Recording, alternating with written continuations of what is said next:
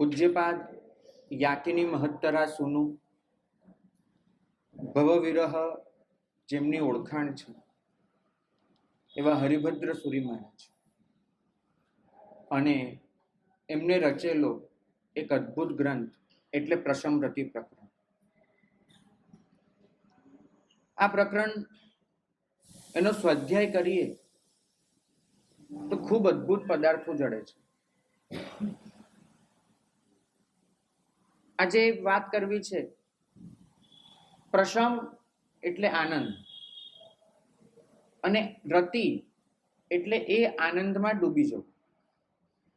તો એ આનંદમાં જ્યારે આપણે ડૂબવા જઈએ ત્યારે એમાં બાધક શું બને છે, ત્યારે એમાં નડતર શું બને છે, એની વાત કરવી છે. કશાયો આપણા આનંદથી આપણને દૂર રાખે છે એ આપણે જાણીએ છીએ, પણ એ કશાયોની પરવશતા એટલે એક્ઝેક્ટ શું? એવું તો કશાયોએ આપણા પર કેવો માલિકી ભાવ જમાવી દીધો છે કે માલિકી ભાવને લીધે આપણે ચાહીએ તો પણ આપણી અંદર રહેલા આનંદને પ્રાપ્ત નથી કરી શકતા. તો એ માલિકી ભાવને સમજવાનો પ્રયત્ન કરવો છે. પ્રશ્ન તો સતત મેં મારી જાતને પૂછ્યો છે અને જવાબ હજુ સુધી જે મળે છે એ સ્વીકારવા મારું મન કબૂલ નથી થતું.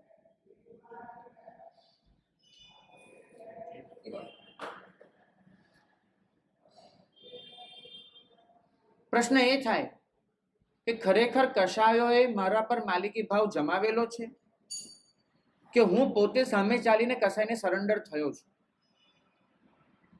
કશાયોએ મને તાબામાં લીધો છે કે મને ગમે છે એના તાબામાં રહેવું? પ્રશમરતિ પ્રકરણ આપણને કહે છે, સમજાવે છે કે માણસ એક ભ્રમણામાં જીવે છે અને કદાચ વધુ સાચું કહીએ તો દંભ કરે છે કે મારાથી કશાયો છૂટતા નથી.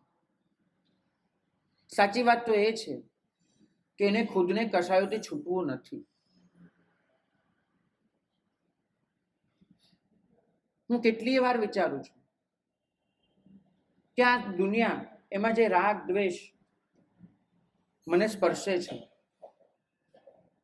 એના માટે માત્ર મારી ઇન્દ્રિયો જવાબદાર છે? માત્ર મારી ઇન્દ્રિયો નહીં. બ્રહ્મદત્ત ચક્રવર્તી જેની પાસે આંખ નહોતી બચી,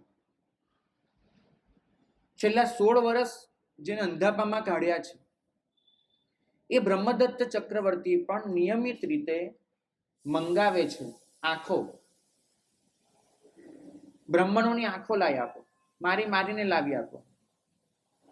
અને આંખો દિવસો સુધી લાવ્યા પછી મંત્રીઓને થયું કે હવે આટલો હિંસાચાર, આટલી ક્રૂરતા નહીં આચરી શકાય. એ લોકોએ ગુંદાના ફળ લાવવાનું ચાલુ કર્યું. બ્રહ્મદત્ત જોઈ શકતો નથી, પણ એ ગુંદાના ફળ મસળે અને એ પહેલે જ્યારે આંખો મસળે, શાસ્ત્ર લખે છે કે બ્રહ્મદત્તને એ આંખોને મસળવામાં, એ ગુંદાને મસળવામાં એવો આનંદ આવતો હતો કે જેવો આનંદ એને પોતાના સ્ત્રી રત્ન સાથે ભોગવવામાં પણ નહોતો આવતો, એવો આનંદ 32,000 દેશોની માલિકીનો પણ નહોતો આવતો. મારે પૂછવું છે કે જે આંખને બ્રહ્મદત્ત જોઈ નથી શકતો, જે વ્યક્તિઓની આંખ ખેંચાઈ રહી છે, વ્યક્તિઓને બ્રહ્મદત્ત નથી જોઈ શકતો, જે આંખો આ દુનિયા સાથે આપણને જોડે છે રાગ અને દ્વેષ માટે, એ આંખો જ એની પાસે નથી બચી. અને છતાંય દ્વેષની આ પરાકાષ્ઠા, કારણ શું છે? અત્યાર સુધી મેં એવું માની લીધું છે કે મારી આંખો એ જો હું ખુલ્લી કરીશ તો રાગ દ્વેષમાં તણાઈ જઈશ, અને જો આંખો મીચીને બેસી જઈશ તો રાગ દ્વેષથી બચી જઈશ. આવું મેં માન્યું છે. જ્યારે સાધના, ધ્યાન, જાપ વગેરે કરવાનું આવે છે ત્યારે હું આંખો મીચી દેતો હોઉં છું. પણ બ્રહ્મદત્તનું વાંચ્યા પછી, મહાભારતમાં ધૃતરાષ્ટ્રને જોયા પછી મને એક વસ્તુ પાક્કી સમજાઈ ગઈ છે કે વાસના મારી આંખમાં નથી, વાસના મારી મનમાં છે. કામનાઓ મારી આંખમાં નથી હોતી, કામનાઓ મારા મનમાં ઉગે છે. મારે લડવાનું છે એ મારા મનની વાસના સામે, મારે લડવાનું છે એ મારા મનની કામના સામે. આપણે બધા જ એક રીતે જુઓ ને તો ઇન્ફ્યોરિટી કોમ્પ્લેક્સમાં જીવીએ છીએ. આપણે આપણી જાતનો સ્વસ્થતાથી સ્વીકાર જ નથી કરતા. બહુ ગંભીરતાથી વિચારજો. કોઈ પણ માણસ તમારી સામે આવે છે ત્યારે તમારા મનમાં સીધું એક જ ચક્ર ચાલુ થાય છે, આ મારાથી ઉપર ગણાય કે આ મારાથી નીચે ગણાય. અને તમે એની સાપેક્ષ પોતાની જાતને વિચારો છો. જો તમને સામેવાળી વ્યક્તિ તમારાથી નાની લાગે છે, નીચી લાગે છે, તો તમે અભિમાન કરો છો. અને જો તમને સામેવાળી વ્યક્તિ તમારાથી ઉપર લાગે છે, ઊંચી લાગે છે, તો તમે ઈર્ષ્યા, અદેખાઈ, અફસોસ આ બધામાં જતા રહો છો.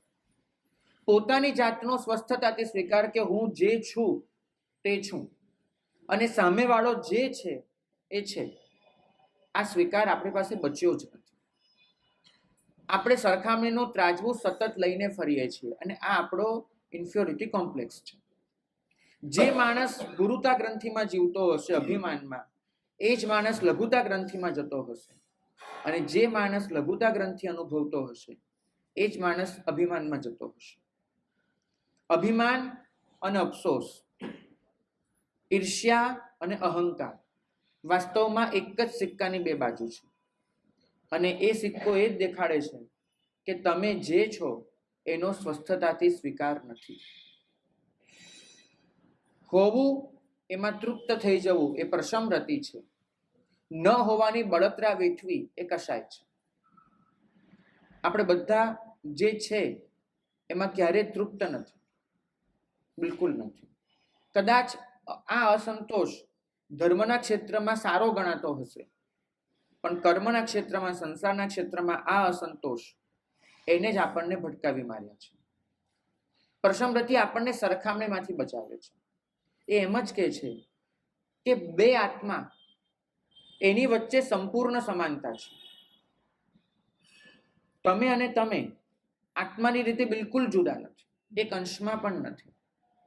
અને આત્મામાં આવી રીતે બિલકુલ જુદાઈ ન હોવી એ જ આપણો અઘુરુ લઘુ નામનો ગુણ છે.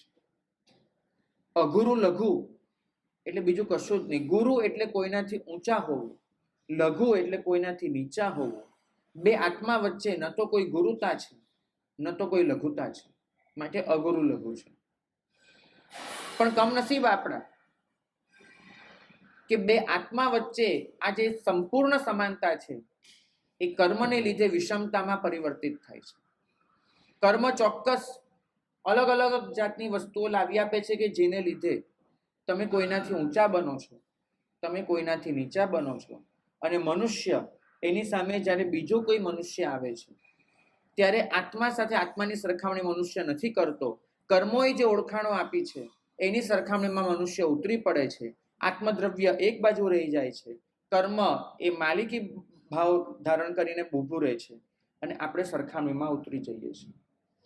કદાચ બચપણથી આપણને એવું શીખવાડવામાં આવ્યું છે કે દેવાધિદેવને દેવ ગણીશ, પંચ મહાવ્રતધારીને ગુરુ ગણીશ, કેવલી પ્રજ્ઞપ્ત ધર્મને ધર્મ ગણીશ તો તું સમ્યક્તિ છે.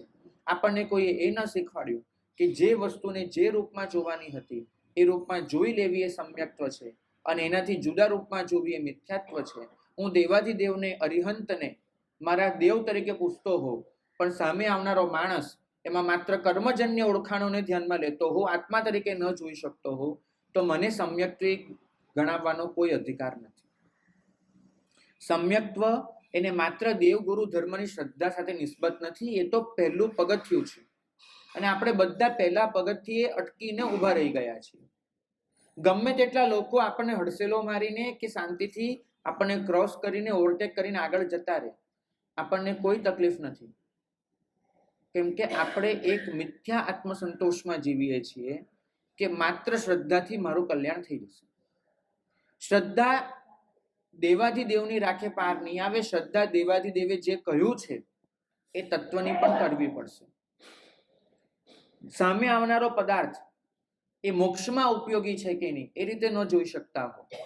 સામે આવનારી વ્યક્તિ એનામાં આત્મતત્વનું દર્શન ન કરી શકતા હો અને કર્મજન્ય ઉપાધિઓ અને વિભાવો એ જ તમારા માટે મુખ્ય બની જતા હોય તો મને લાગે છે કે ચેતી જવા જેવું છે.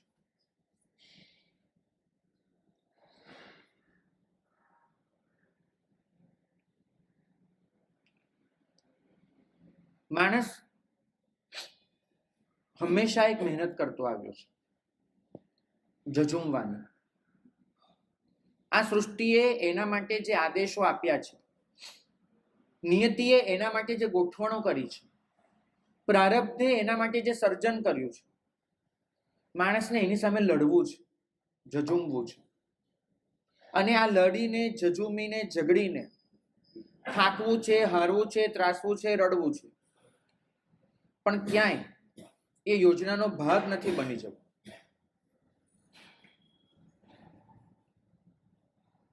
બે તણખલાની વાર્તા વાંચી. આ ભારત એને એક બહુ સરસ કન્સેપ્ટ શોધી લીધો છે કે જે વસ્તુ મારા અને તમારા નામ પર નથી કહેવાતી એ શિયાળ અને કાકડાના નામ પર કહી દેવાય છે. જે વસ્તુ મારું નામ લઈને નથી કહી શકાતી એ તણખલા જેવા પદાર્થોથી રજૂ થઈ જાય છે. બે તણખલા નદીમાં પૂર આવ્યું અને વહેતા થયા. નદીનો પ્રવાહ તો ધસમસતો વહી રહ્યો છે, અટકવાનો નથી. એક તણખલું એને એમ થાય છે કે મારે આ નદીના પ્રવાહને અટકાવી દેવો છે. નદીનો પ્રવાહ મને જ્યાં લઈ જાય છે ત્યાં તણાઈને મારે પહોંચવું નથી. હું નક્કી કરીશ કે મારે ક્યાં જવું, હું નક્કી કરીશ મારે ક્યાં પહોંચવું. અને એ નદીના પ્રવાહ સામે ઝઝૂમે, નદીના પ્રવાહ સામે આખડે. પરિણામ શું આવે? તણખલું પોતાની ગતિ બદલી શકે? તણખલું નદીના પ્રવાહને બદલી શકે? તણખલું નદીના પ્રવાહને અટકાવી શકે? કાંઈ જ નહીં. નદીના ધસમસતા પ્રવાહમાં તણખલું ત્યાં જ પહોંચવાનું છે કે જ્યાં નદીનો પ્રવાહ એને લઈ જવાનો છે. 100%. પણ તણખલું જ્યારે ત્યાં પહોંચશે ને ત્યારે એના નસીબમાં બે વસ્તુ બચી હશે. એક, મેં જે નક્કી કર્યું હતું એ હું ન કરી શક્યો, મારે જ્યાં પહોંચવું હતું એ ન પહોંચી શક્યો, મારી મરજી મુજબનું ન થઈ શક્યું. આ બધું દુઃખ એની પાસે સિલકમાં બચ્યું હશે. અને બીજું હશે તણખલા પાસે અત્યાર સુધી એ જે આથડ્યો છે, ઝઘડ્યો છે, એ બધાને લીધે એની પાસે હશે એક થાક, એક કંટાળો. તો જે તણખલું નદીના પ્રવાહ સામે ઝઝૂમવા જાય છે એની પાસે બચે છે થાક, કંટાળો, દુઃખ, અફસોસ, આ જ બધું. બીજું તણખલું એને નક્કી કર્યું કે મારે નદીના પ્રવાહને ત્યાં પહોંચાડવો છે કે જ્યાં ખરેખર નદીના પ્રવાહે જવાનું છે. મારે નદીના પ્રવાહ અને નદીના પ્રવાહ ભેગા મારે સફર ખેડવી છે અને ત્યાં પહોંચવું છે કે જ્યાં એને જવાનું છે. એ તણખલું નદીના પ્રવાહ ભેગું આરામથી તણાતું જશે. એ તણખલું પણ આખરે ત્યાં જ પહોંચશે કે નદીનો પ્રવાહ એને જ્યાં લઈ જશે. પહેલા તણખલા ભેગું એ પણ પહોંચશે, પણ એ જ્યારે પહોંચશે ને ત્યારે એની પાસે બે વસ્તુ હશે. એક, નદીના પ્રવાહને મેં સપોર્ટ કર્યો, નદીના પ્રવાહને જ્યાં પહોંચવાનું હતું ત્યાં મેં મદદ પૂરી પાડી, એવો આનંદ હશે એની પાસે. અને બીજું હશે, થકાનની અનુભવી હોય, કંટાળોની અનુભવ્યો હોય તો પરિણામે એની પાસે નિત્રી પ્રસન્નતા હશે કે હું બહુ આનંદપૂર્વક અહીંયા પહોંચ્યો છું. તો જે તણખલું નદીના પ્રવાહની સામે ઝઝૂમવા જાય છે એના નસીબમાં થાક, કંટાળો, દુઃખ આ બધું બચે છે. જે તણખલું નદીના પ્રવાહ સાથે તાલમેળ મિલાવી લે છે એની પાસે બચે છે આનંદ, સંતોષ, પ્રસન્નતા. મારે તમને પૂછવું છે, તમે કયું તણખલું બનવાનું પસંદ કરશો? પહેલું તણખલું કે બીજું તણખલું? બીજું. તમને એ પસંદ છે? 100%. પસંદગી સારી છે, પણ એ માત્ર તમારી છે. આ લોકોની પસંદગી શું છે? બધાની પસંદગી બીજું તણખલું છે. પણ તમને નથી લાગતું કે જીવન પહેલા તણખલાની જેમ વિતાવી રહ્યા છીએ? આપણી પસંદગી એ આપણી હકીકત નથી, એટલું તો કબૂલ કરવું પડશે. મેં અત્યાર સુધી આટલા વર્ષોના અનુભવથી એક જ વસ્તુ જોઈ છે કે પાઠ પરથી જ્યારે જ્યારે પ્રશ્ન પૂછાયો છે ત્યારે લોકોએ જે જવાબ આપવાનું પસંદ કર્યું છે અને એમના જીવનની જે વાસ્તવિક હકીકત છે એ બંને બહુ જુદી હોય છે, બહુ જુદી. મને તમને એટલું જ કહેવું છે કે તમારી પસંદગીને તમારી હકીકત બનાવો, તમારી હકીકતને તમારી પસંદ નહીં બનાવો. હંમેશા આપણે ઊંધું કરીએ છીએ. આપણી જે હકીકત છે એને આપણે આપણી પસંદ બનાવી દઈએ છીએ અને આપણી જે પસંદ છે એ ક્યારેય આપણી હકીકત નથી બનતી. તમારી પસંદગી જો બીજું તણખલું છે તો જીવન કેમ પહેલા તણખલાનું છે? જીવનની દરેક પળ જે વીતે છે અને વીતતી દરેક પળ તમારી સામે જે લાવીને ઊભું રાખે છે એનો અફસોસ કેમ છે જીવનમાં? મને નથી સમજાતું. સ્વીકાર કેમ નથી? સહજ સ્વીકાર. જે થયું એ સૌથી સારું છે એવો આનંદ કેમ નથી? જે થયું છે એ નિયતિએ લખેલું છે, મારા પ્રારબ્ધે સર્જેલું છે અને હું પોતે એના માટે પૂરતો પુરુષાર્થ કરી ચૂક્યો છું અને મારા પુરુષાર્થનું આ ફળ આવ્યું છે. કેમ નહીં? વાત કરવી છે બીજા તણખલાની, બાજવું છે સતત પહેલા તણખલાની જેમ. અને ખબર છે નદીના પ્રવાહને રોકી નથી શકવાના.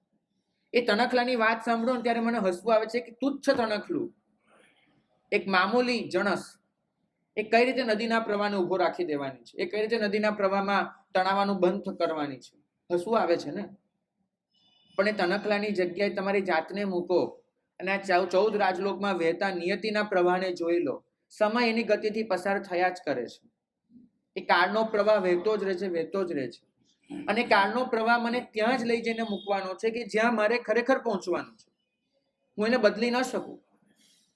અને છતાંય આપણા ઉધામાં તો જુઓ, તણખલા પર હસી શકાય છે પણ જાતને તણખલું બનવામાંથી રોકી નથી શકાતી. આપણી ટ્રેજેડી ત્યાં છે. આપણે જેની જેની વાત પર હસીએ છીએ. નાનો હતો બહુ હસતો હતો કે પેલું શિયાળ આમ નીચે ઊભું ઊભું આમ વખાણ કરે, ખુશામત કરે કે કાગડા તું કેવું સરસ ગાય છે, આમ તેમને કાગડો મોઢું ખોલી નાખે ને પૂરી નીચે પડી જાય. બહુ હસવું આવતું હતું. તમને આવતું હતું ને હસવું? મને બી આવતું. પણ જીવનમાં આવું નથી બન્યું. કોઈ આપણે ખુશામત કરી ગયું ને આમ પૂરીઓ આપણા મોઢામાંથી લઈ ગયો. જીવનમાં બનતું નથી કોઈ દિવસ.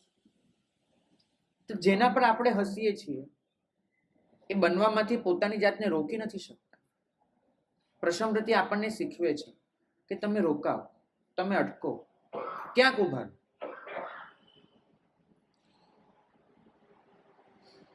તમારી પાસે સ્વતંત્રતા છે. પ્રભુએ સમવસ્ત્રણમાં મનુષ્યની સ્વતંત્રતાનો મહિમા કર્યો છે. પ્રભુ કહે છે કે દેવ લાચાર છે, બિચારો છે. દેવ પાસે સ્વતંત્રતા નથી પોતાનું જીવન ઘડવાની. તિર્યંશ પાસે એટલી મૂળતા છે કે પોતાના જીવન વિશે વિચારી જ નહીં શકે. અને નારકનો જીવ એટલા ભયમાં જીવે છે કે એની પાસે સમય જ નથી પોતાના જીવન વિશે વિચારવાનો. તો દેવ સ્વતંત્ર નથી, નારક પાસે સમય નથી, તિર્યંશ પાસે સમજણ નથી. સમય, સમજણ, સ્વતંત્રતા ત્રણેયનો અભાવ છે. એકમાત્ર મનુષ્ય ગતિ એવી મળી છે જ્યાં તારી પાસે સમજણ પણ છે, તારી પાસે સમય પણ છે, તારી પાસે સ્વતંત્રતા પણ છે. તું તારી જિંદગીનો નિર્ણય લઈ શકે છે. તું તારી જિંદગી વિશે વિચારી શકે એટલો સમય કાઢી શકે છે અને જિંદગીનો નિર્ણય શું હોઈ શકે એ વિવેકપૂર્વક ત્રાજવું લઈને તું નક્કી કરી શકે છે. પણ નક્કી કરજો, કોઈ પણ ઘટના જીવનમાં ઘટે છે ત્યારે એનું રિએક્શન શું આપવું એ બાબતમાં તમે સ્વતંત્ર હો છો. ઘટના કેવી ઘટે એ તમારા હાથની વાત નથી, કારણ કે તમારા હાથમાં ખાલી 20% છે પુરુષાર્થના. બાકી કાળ, સ્વભાવ, નિયતિ અને પ્રારબ્ધ ચારે જણ 20-20% લઈને બેઠા છે. તો કોઈ પણ ઘટના કેવી રીતે ઘટશે, ક્યાં ઘટશે, ક્યારે ઘટશે, એમાં તમારી પાસે માત્ર બચે છે 20%. 80% તમારા કંટ્રોલમાં નથી. તમારી પાસે જેટલું પણ બળ છે, વીર્ય છે, પુરુષાર્થ છે, જેટલું પણ છે એ બધું 20% છે. 5 કારણ ભેગા થાય ત્યારે કોઈ પણ ઘટના ઘટતી હોય છે, એમાંનું એક કારણ એમાં તમે સ્વતંત્ર છો, માલિક છો. બાકીના 4 કારણ કુદરતને અધીન છે.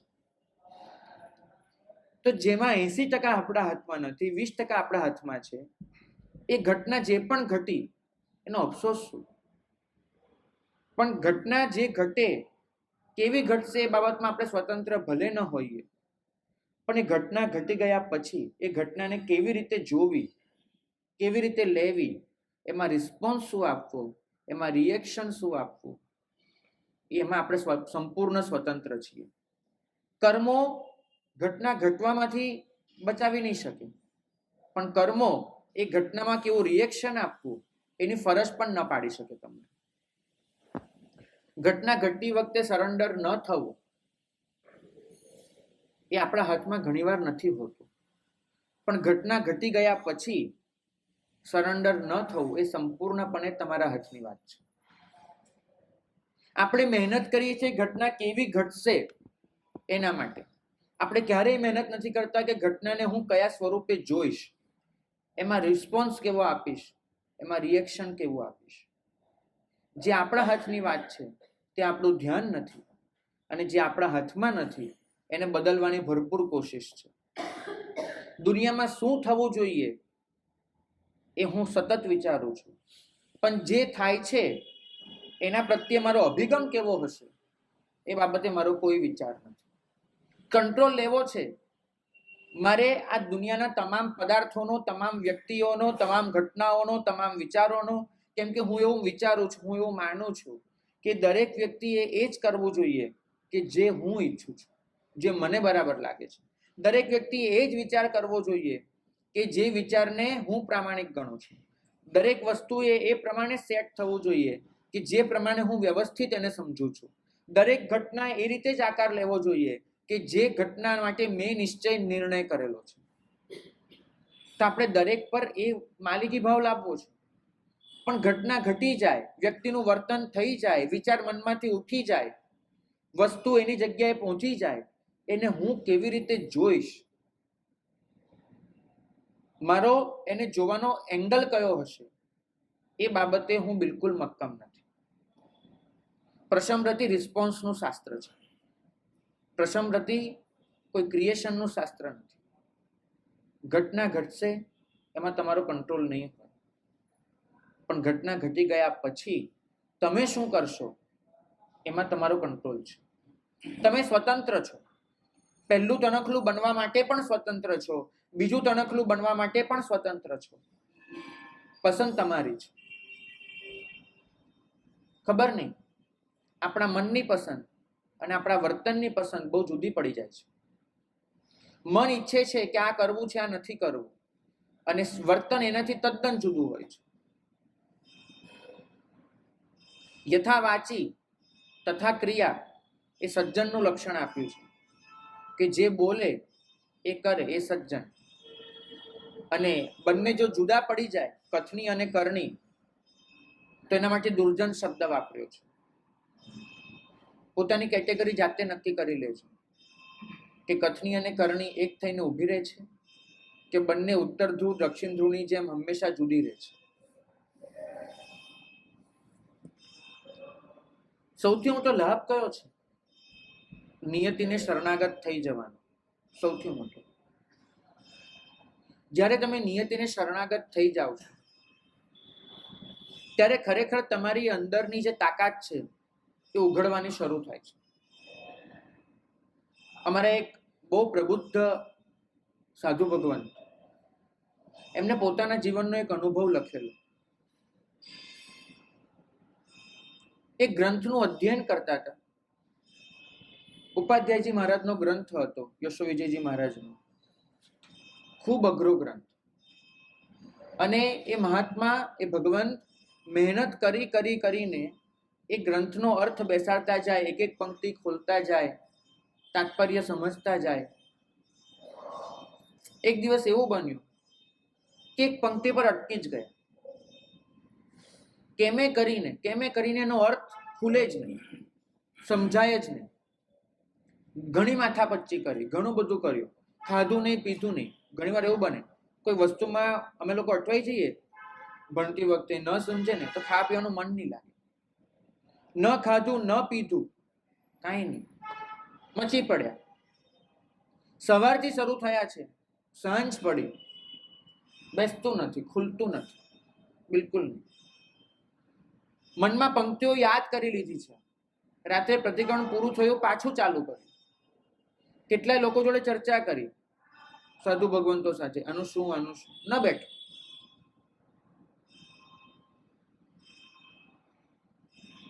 રાત્રે સંથારા પોરસીની વેળા થઈ.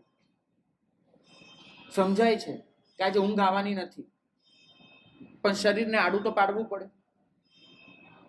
સંથારો પાથર્યો અને સંથારા પોરસી ભણાવવાની ચાલુ કરી.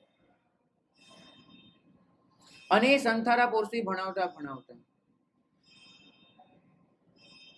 એ જે 18 પાપ સ્થાનકની વાત આવે, વો સિરેસો ઈમાઈન, અને આવે એગોહમ નથી મેં કોઈ, એગો મેં સાસવ અપ્પા, આ બધી ગાથાઓ બોલતા બોલતા અચાનક એમને ઝબકારો થયો. અચાનક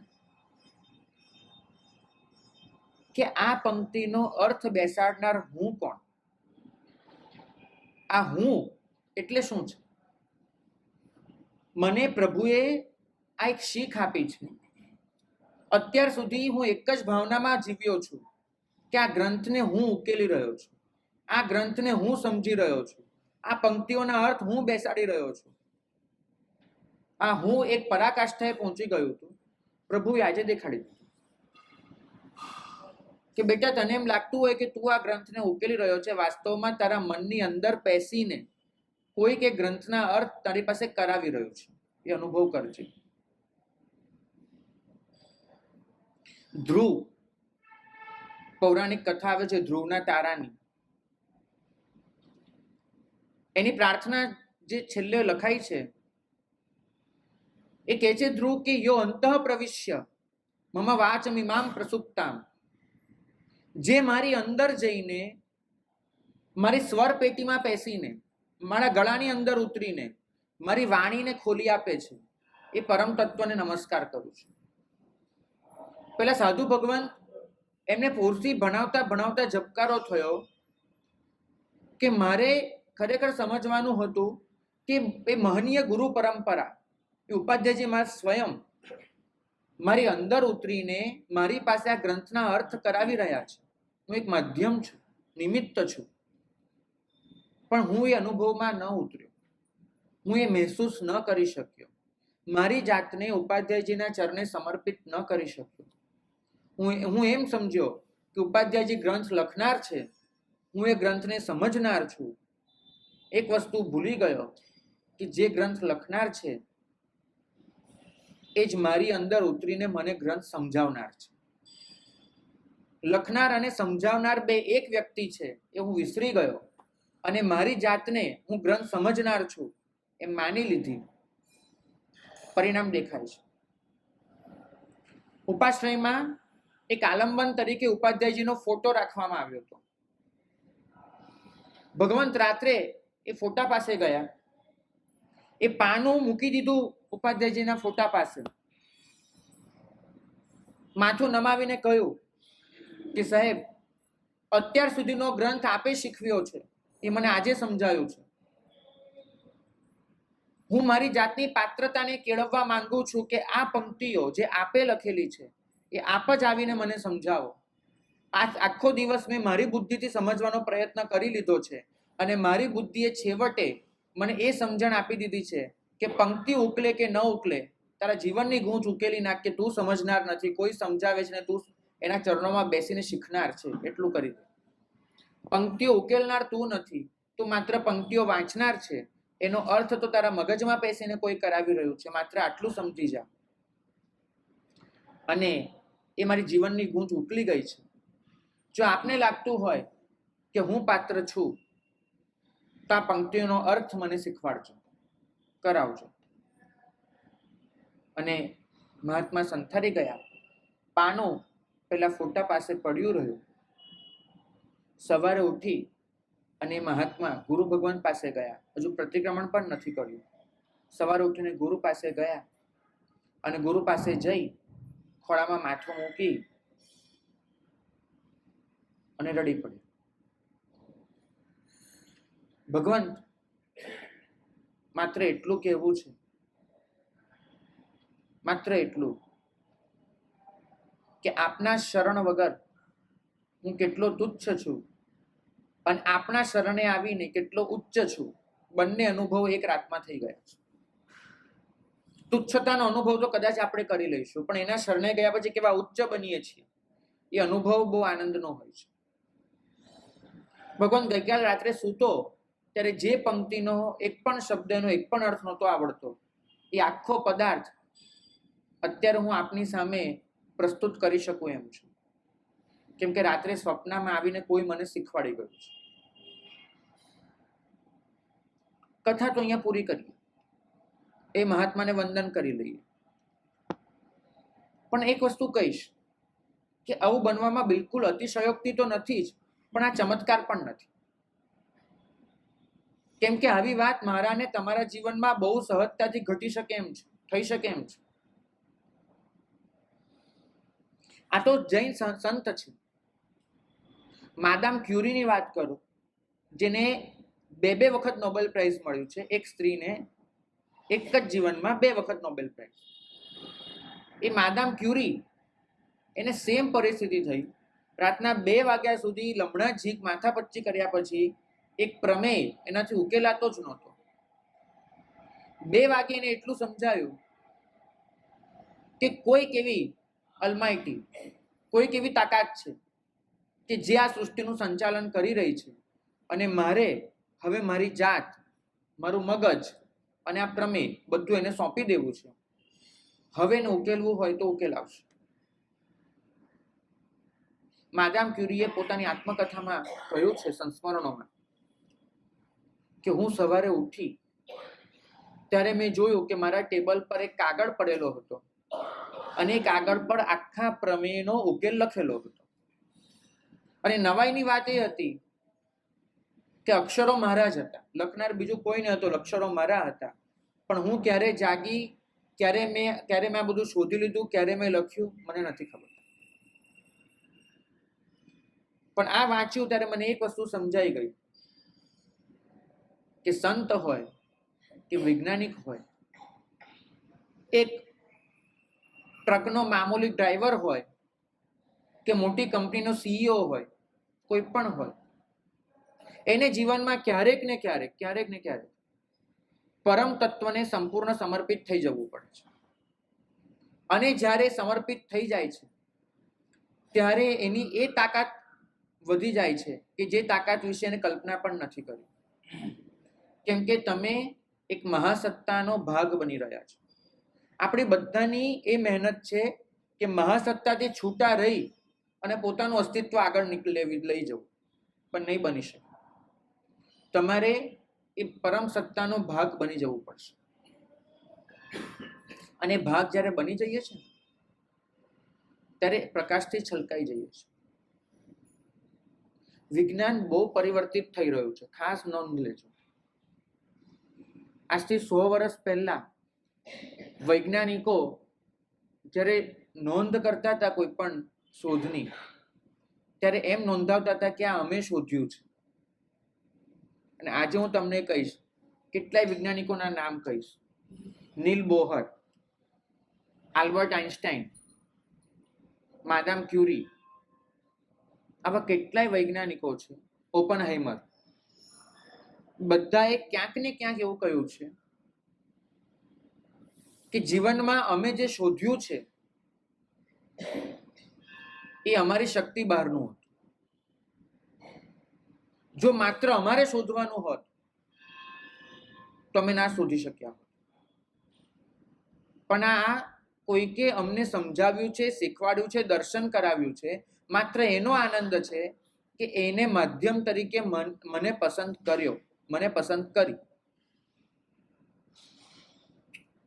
હું આ ભૂમિકાએ મારી જાતને તમને બધાને લઈ જવા માંગુ છું કે જે ભૂમિકાએ તમે અનુભવ કરી શકો કે તમે માધ્યમ છો, જે ભૂમિકાએ તમે તમારી તાકાતને 1000 ગણી વધારી શકો, કેમ કે તમે પરમ તત્વ સાથે જોડાઈ ગયા છો. પ્રભુ આપણને એટલું જ કહે છે કે જ્યારે તમે સ્વયં મટી જાઓ છો ત્યારે તમારી પાસે બચે છે માત્ર પ્રકાશ. જીવનમાં આવો અનુભવ કેટલીય વખત મને પણ થયો છે અને તમે પણ કરી શકશો કે સમર્પિત થઈને તાકાત વધે છે, ઘટતી નથી. આપણે હંમેશા એમ સમજ્યા છીએ કે શરણાગત નબળો હોય છે. પ્રભુ એમ સમજાવે છે કે સમર્પિત સબળો હોય છે. કોઈક માથું ઝૂકી જાય એને આપણે નબળાઈ ગણીએ છીએ. પ્રભુ કહે છે કે આ કરોડરજ્જુ એને બેન્ડ કરવી ને એ દુનિયાનો સૌથી મોટો પુરુષાર્થ છે. માથું નમાવવું યોગ્ય સ્થાને, ખાસ એટલું યોગ્ય સ્થાને માથું નમાવવું એનાથી મોટો કોઈ પુરુષાર્થ નથી, કેમ કે તમારી યાત્રાની શરૂઆત જ ત્યાંથી થાય છે. આપણે જેને જેને નબળાઈ ગણી છે એને પ્રભુએ સૌથી મોટી તાકાત ગણી છે. સત્ય સામે અહંકારને ડૂબવા દો. આ સૂત્ર યાદ રાખજો. સત્યની સામે અહંકારને ડૂબી જવા દો. તમે તમારો અહંકાર પણ બચાવી રાખો અને સત્ય પણ શોધવા નીકળો, ઇમ્પોસિબલ છે. સત્ય સામે અહંકારને ડૂબવા જ દેવો પડે, એને તહસ નહસ થઈ જવા દેવો પડે.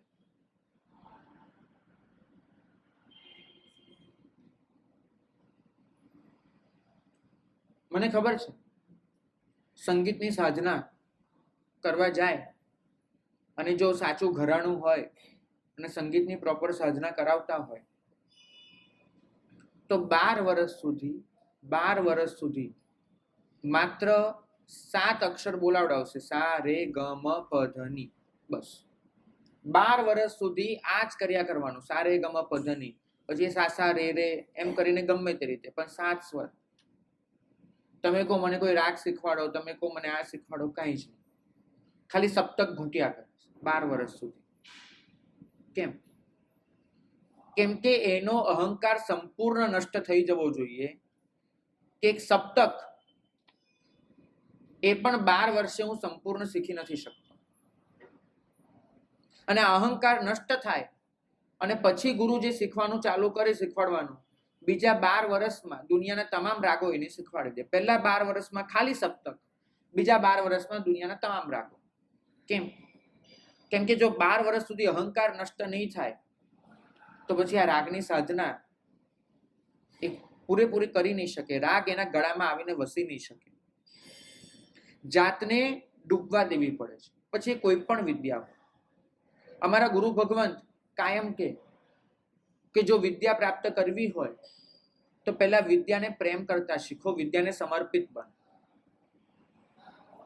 આજનો આપણું માનસ એ કોઈ વિદ્યાને સમર્પિત નથી થતું. એને વિદ્યા પર કબજો જોઈએ છે. લાઈક જેમ પૈસો ભેગો કરવો છે એમ માહિતી ભેગી કરવી છે. પૈસો તિજોરીમાં સમાય છે, માહિતી મગજની તિજોરીમાં મુકાય છે. બંનેનું એક અભિમાન હોય છે, હું આટલા પૈસા કમાયો, મને આટલું આવડ્યું. આનો મતલબ છે કે તમે વિદ્યાને પ્રેમ નથી કરી રહ્યા, વિદ્યાને સમર્પિત નથી થઈ રહ્યા, વિદ્યાને માલિકીથી પોતાની કરવા માંગો છો અને વિદ્યા તમારી પાસે ક્યારેય નહીં આવે. કોઈને વશ કરવા માંગો ને તો સમજજો કે ગુંગળાવાનું છે. કોઈને સમર્પિત થઈને પોતાનો મિત્ર બનાવી લો તો સમજવાનું કે આનંદથી જીવન નીકળવાનું છે. વિદ્યા માટે સમર્પણ હોય, વિદ્યાનો પણ માલિકી ભાવ ન હોય. સત્ય સામે અહંકારને જ્યારે ડૂબવા દઈએ ત્યારે તમારી સામે જીવનના દરેક પડકારને ઝીલવાની તાકાત આવે છે. જીવનનો મતલબ જ છે કે પડકારોનો સરવાળો. જીવન સતત જેમ જેમ આગળ નીકળતું જશે પડકારો વધતા જ જવાના છે, વધતા જ જવાના છે. પણ આપણે બધા જીવનના પ્રશ્નોને ક્યારે સમજવા માટે તૈયાર નથી હોતો, ક્યારે પણ. ઇવન આપણી પાસે પ્રશ્નો જ નથી. તમે બરાબર જોજો કે મારા વ્યાખ્યાને 40 મિનિટ પૂરી થવા આવી છે અને હજુ સુધી તમારામાંથી કોઈએ એક પ્રશ્ન પણ નથી પૂછ્યો, માત્ર હું જ બોલું છું. તમે સમજજો કે આટલી ગંભીર વાતમાં પણ તમને કોઈ પ્રશ્ન નથી, તમને કોઈ જિજ્ઞાસા નથી. સાંભળીને બધું વહ્યું જાય છે. આવું નહીં ચાલી શકે. તમે વ્યાખ્યાનને પોતાના જીવન સાથે જો કનેક્ટ કરવા જશો તો તમને ઢગલાબંધ પ્રશ્નો આવશે. વ્યાખ્યાનને માત્ર શ્રવણ કરીને અહીંથી નીકળી જવાનું છે એમ માનશો તો તમને કોઈ જ પ્રશ્ન નહીં હોય, કારણ કે સાંભળ્યું નહીં સાંભળ્યું, વિચાર્યું નહીં વિચાર્યું, બધું પૂરું. થોટ પ્રોસેસ એ જરૂરી છે. મને કોઈ પૂછે તો હું 100% એમ કહું કે વ્યાખ્યાન અઠવાડિયે એક જ વખત હોવું જોઈએ અને પછીના 6 દિવસ વિચારના હોવા જોઈએ. રોજના વ્યાખ્યાન એ ખરેખર સંઘની શોભા નથી. મારો પર્સનલ અભિપ્રાય એવો છે. કારણ કે એનો મતલબ એક જ થાય છે કે આવતીકાલે તમે લેસન કર્યા વગર અહીંયા આવી જવાના છો ને છતાંય અમારે તમને નવો પાઠ શીખવાડી દેવાનો છે. સ્કૂલમાં હતા ને ત્યારે તો કોઈ પણ નોટ જોતું હતું કે લેસન કર્યું છે કે નહીં, અને જો લેસન ન કર્યું તો તમને ક્લાસની બહાર રાખવામાં આવતા હતા. બહુ મન થાય છે પાછું એવું કરી નાખવાનું કે તમે આજે જે શીખીને ગયા છો એ કાલે અહીંયા આવો તો કંઈક હોમવર્ક કર્યું હોય, કંઈક લેસન કર્યું હોય, આમાંની કોઈક એકાદી વાત એ જીવનમાં એપ્લાય કરવાનો પ્રયત્ન કર્યો હોય. કદાચ ન કરી શક્યા હો તો વિચાર તો કર્યો જ હોય, કશુંક યાદ રાખવાની મહેનત કરી હોય. અહીં તો 3 વસ્તુ છે. તમે કશું યાદ નહીં રાખો, તમે કશું વિચારવાનો પ્રયત્ન નહીં કરો અને તમે કશું જીવનમાં એપ્લાય કરવાનો પ્રયત્ન નહીં કરો. ત્રણેયમાંથી એક પણ કામ નહીં કરો તો પણ તમને નવું મળી જવાનું છે. આ રીતે તો નહીં ચાલે, બિલકુલ નહીં ચાલે. કારણ કે દરેક વ્યાખ્યાન તમારું જીવન બદલી શકે છે જો તમે બદલાવા તૈયાર હો તો. અને દરેક વ્યાખ્યાન એ નિરર્થક પણ જઈ શકે છે જો તમે જેવા છો એવા ને એવા જ રહેવાનું નક્કી કરીને જ આવતા હો. વ્યાખ્યાન વિચાર બનવો જોઈએ, આ પૂર્વ શરત છે. કારણ કે મારો વિચાર વ્યાખ્યાનમાં પરિવર્તિત થાય છે અને તમારા સુધી પહોંચે છે, પણ એ વ્યાખ્યાન પાછો તમારો વિચાર બનવો જોઈએ. તો આપણે બંને સમાન ભૂમિકાએ આવ્યા. મને ખબર છે કે આપણે જ્યારે શબ્દો બોલીએ છીએ અને સામેવાળા ફોન પર જ્યારે શબ્દો સંભળાય છે ત્યારે વચ્ચે કંઈ શબ્દો નથી વહેતા હોતા, એ તો એના મોજા પડીકા વહેતા હોય છે. મારા શબ્દો એ મોજા બને છે અને એ મોજા તમારા સુધી પહોંચે ત્યારે પાછા શબ્દો બની જાય છે. આ પ્રોસેસ છે, શબ્દો મોજા શબ્દો. તો એ જ રીતે મારા વિચારો એ વ્યાખ્યાન બનીને તમારા સુધી પહોંચે છે તો પાછું એને વિચાર રૂપે પરિવર્તિત થવું પડે. હું વ્યાખ્યાન સાંભળીને આવ્યો, આ બહુ સ્થૂલ કથન છે. હું એક નવો વિચાર લઈને આવ્યો છું, આ વાસ્તવિકતા છે. આપણે વ્યાખ્યાન સાંભળીને તો ઘરે પહોંચી જઈએ છીએ, વિચાર લઈને નથી જતા. વ્યાખ્યાન એ સાંભળવાની ક્રિયા છે, વિચાર એ જીવન પરિવર્તક ક્રિયા છે. સાંભળવાથી આજ સુધી કોઈનું જીવન પરિવર્તન નથી થયું. વિચાર કરીને જીવન પરિવર્તન કરવા માટે કોઈ બાકી નથી રહ્યું. નક્કી મારે કરવાનું છે કે વ્યાખ્યાનને મારે મારો વિચાર બનાવવો છે, આવતીકાલે નવી જિજ્ઞાસા લઈને ઉપસ્થિત થવું છે, કે પછી જે છે એને માત્ર સાંભળી લેવું છે. મારી પાસે મારો ધર્મ છે બોલવાનો, તમારી પાસે તમારો ધર્મ છે સાંભળવાનો. મારી પાસે મારો ધર્મ છે તમારી જિજ્ઞાસાઓના સમાધાન આપવાનું, તમારી પાસે તમારો ધર્મ છે જિજ્ઞાસા ઉપસ્થિત કરવાનો. પણ આ બધા ધર્મો તો સચવાશે કે તમે વિચાર કરવા તૈયાર હો. વિચાર તમને પ્રશ્ન લાવી આપશે, મૂઢતા તમને પ્રશ્ન પૂછવામાંથી બચાવી લેશે. સરેન્ડર બનજો 100%, મૂઢ ન બનતા. સરેન્ડર માણસ એ સત્યને પામવા ચાહતો હોય છે, શરણાગત. મૂઢ હોય છે એને સત્ય અસત્ય બધું બાજુ મૂકીને ખાલી ઢળી પડવું હોય છે. આ શાસન તમને સત્યને સમર્પિત થવાનું કહે છે, મૂળતા દાખવવાનું નથી કહેતું. 3 અવસ્થા છે.